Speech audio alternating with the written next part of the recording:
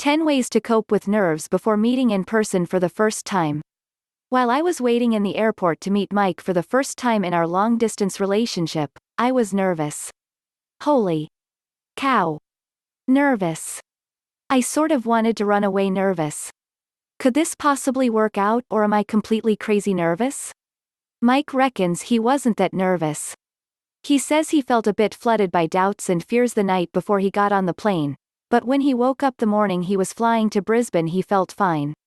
I, on the other hand, was pretty much fine right up until the day we were going to meet, then I freaked out.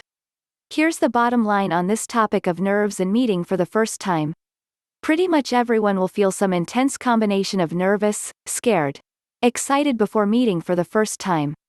But those nerves will probably hit you both at different times and show up in different ways. Things people often worry about before their first meeting.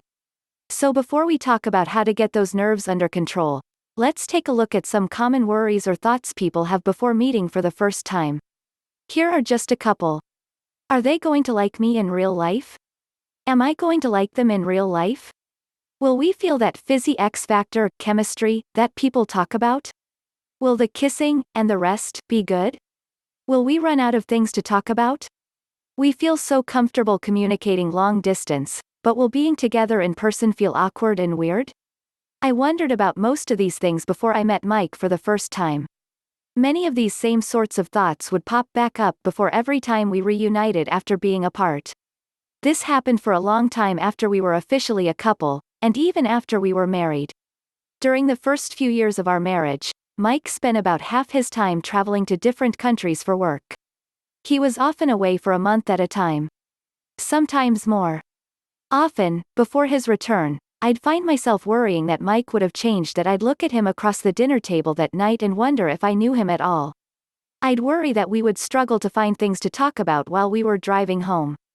I'd worry that he'd do a double take after hugging me hello and suddenly find himself wondering what on earth he was doing with me. Those worries never came to pass, so it's tempting for me to look scornfully at my younger self and to write all this worry and nerves off as wasted energy. And in some ways, it was exactly that, wasted energy. But you know what this tendency to get nervous before reunions did do for me? It gave me a lot of practice at recognizing the shape and feel of anxiety in my life and at learning to manage that anxiety. So let's move on to chat about things you can do to manage your anxiety and help keep those first meeting nerves under control. 10 smart strategies to help you cope with nerves before your first meeting. 1. Admit the nerves. If you're feeling nervous, tell them. Sharing how you are feeling will help you feel calmer, and let them know where you're at. It will also help both of you be more understanding if things feel a bit weird initially if you admit the nerves in advance. 2. Talk about what you want your first meeting to be like before you meet. Before you get to that supercharged awesome moment of the first meeting, talk together about what you hope it will be like. This will help you manage expectations and avoid doing something that could make the other person uncomfortable in that special moment. For example, lots of people I know in long-distance relationships dream of walking through that arrivals door, grabbing this awesome person they've been dying to meet, and immediately sharing a long, passionate kiss. But not everyone wants this. Some people are uncomfortable with public displays of affection, and kissing you for the first time in the arrivals terminal of the airport is not what they have in mind at all. Other people will need some time to warm up to sharing space with you before they'll want to share a kiss. So talk together about that first meeting before you get there. Especially if you want to sweep them into your arms upon arrival and kiss them until they see stars, you make sure they're going to be okay with that. You need to make sure that they're going to be more than okay with that. You've spent a long time investing in this relationship. You don't want to step off the plane and make them feel uncomfortable because you moved too fast. 3. Remind yourself feeling nervous is normal. It is normal to feel a fairly intense combination of nervous, scared, excited before you meet someone you've grown to care about for the first time. Meeting for the first time in person is a big deal and a pivotal moment in your relationship. You're not dumb. You know that. And things that are a big deal in our life usually provoke big deal sorts of emotional reactions. So remember this. You are normal. This is normal. 4. Remind yourself that they know you. Okay, so most of you aren't in the situation I was in where you were meeting for the first time before you'd even talked on the phone. In fact, by this stage, you have probably talked for hours and hours on video chat. Remind yourself that this person knows you. They know what you look like. They know what your laugh sounds like. They know how you talk and what you like to talk about.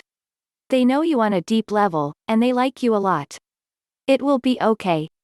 The worst outcome here is that you are making a good friend. The best outcome, well, the sky is the limit. 5. Tell yourself you are excited, not scared. Did you know that the way your body responds to the excitement is pretty much the same way it responds to fear by releasing adrenaline into your bloodstream? That adrenaline causes your heart to beat faster, your breathing to speed up, your palms to get sweaty, etc. The physical reactions caused by excitement and fear are similar, so whether we feel exhilarated or afraid is often due to the way we are thinking about our situation and interpreting our body's cues of arousal. In other words, it is the tape that is playing in your brain which labeled your arousal as scary or awesome fun. If you're standing in the airport thinking about all the things you're worried about and all the ways things could go wrong, you're going to feel scared. If you're standing there reminding yourself of all the things you like about this person and all the ways they make you feel comfortable and alive, you'll probably feel less scared and more excited.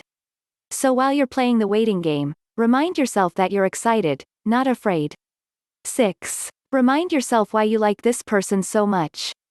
In the last point, we talked about how important the tape in our brain is during these moments. When you're trying to figure out whether you feel scared or just excited, you will, often subconsciously, be listening to the messages on that mental tape that's playing in your brain to help you make that call. So, put some good messages or sound bites on those tapes to help balance out the worries and uncertainties. Here are a couple of things you can do. Spend time thinking about all the good things you love about him or her. Think about what they have told you they love about you and how you make them feel. Think about your last conversation in detail. Think about your best case scenario for how your first meeting will go. 7. Talk back to specific fears. Sometimes it can also really help to talk back to specific worries we find playing in our mind. For example, if you're wondering whether they might get off the plane and suddenly change their mind about what they feel for you, remind yourself that it is unlikely that their feelings about you, or yours about them, will have undergone a sudden and radical shift during their journey, no matter how bad that flight was. When you do this, you are recognizing your worried thoughts for what they are. You aren't trying to ignore them or pretend you're not feeling jittery. But you don't have to let those thoughts run amok in your mind, either. Acknowledge them, accept that they're there, and then talk back to them by focusing on logic, thoughts, and memories that counteract those worries. 8. Take a deep breath. The phrase, take a deep breath, is so overused it's almost a cliché, isn't it? However, I couldn't leave it out because taking a deep breath will help you out here. Why? Well, did you know that when you feel nervous or angry, or very excited, your heart rate speeds up?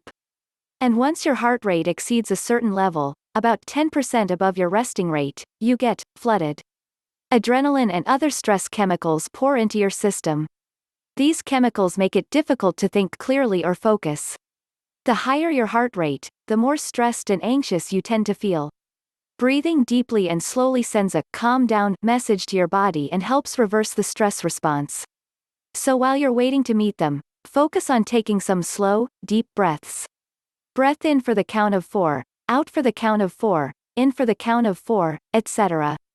9. Understand that making eye contact and hearing their voice in person will feel weird initially. After becoming so used to connecting via video, making eye contact in person is probably going to feel a bit weird and intense initially. And here's something you may not expect, but is also normal: their voice will probably sound a bit different in person.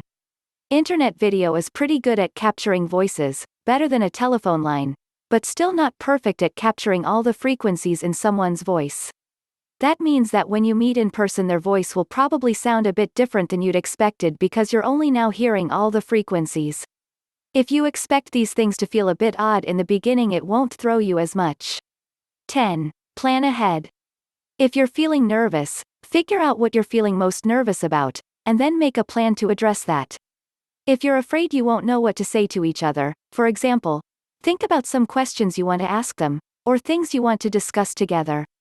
If you are worried things are going to feel awkward and weird, Plan what you're going to do together that first day, maybe go out to a favorite restaurant or do something else fun and relaxing. Having a plan in place, even if you don't end up doing that, will help you feel more in control and much more relaxed. That's all from me for now.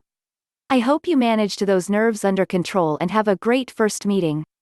And if you want more great input on meeting in person for the first time, don't forget to check out our complete guide to having a great first meeting.